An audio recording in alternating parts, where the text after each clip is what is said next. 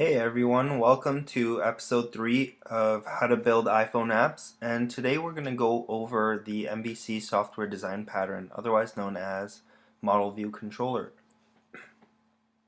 And the reason why this is important is because all the iOS apps that you will be building will be leveraging this software design pattern to lend itself to better maintainability and more reusability and all that good stuff. So it's very simple once you grasp the concept, but MVC stands for Model View Controller, and those represent three distinct jobs. And all of the objects in your application will have one of these jobs. They're either model, view, controller, or maybe some other classes, but for the most part, these are the main three actors in our application.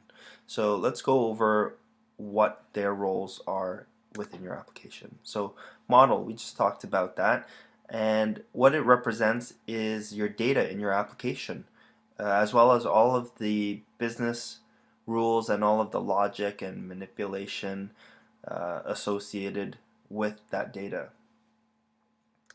And view or views in your application, pretty self-explanatory, all of the forms and labels and basically that visual representation to the user. And then finally controller, and the controller sits in between the model and the view and facilitates communication between the two. And the model and the view never directly talk to each other. And so in this way you have three very distinct layers of abstraction, and this lends itself to more reusability because you can swap out these actors and they have very defined roles. That's the idea, at least. So let's talk about the communication flow between these three actors. So first of all, your model represents the data, and whenever that model gets updated, or maybe it gets fresh data or changes or something like that, it notifies the controller. Now the controller then in turn updates the view, which is what the user sees. Now the reverse is true.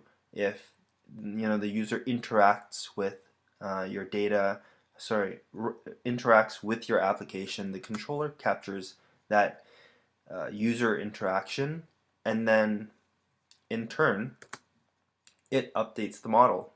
And so you can see this this circular communication flow is mainly what happens in your application.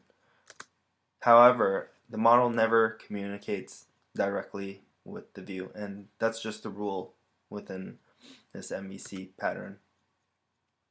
So there it is. It's a very abstract concept, what we've talked about here, but it's going to be more concrete when we start to work within our iPhone demo. And when I mention things like view or view controller or model, you're going to be able to hold this diagram in your head and have a visual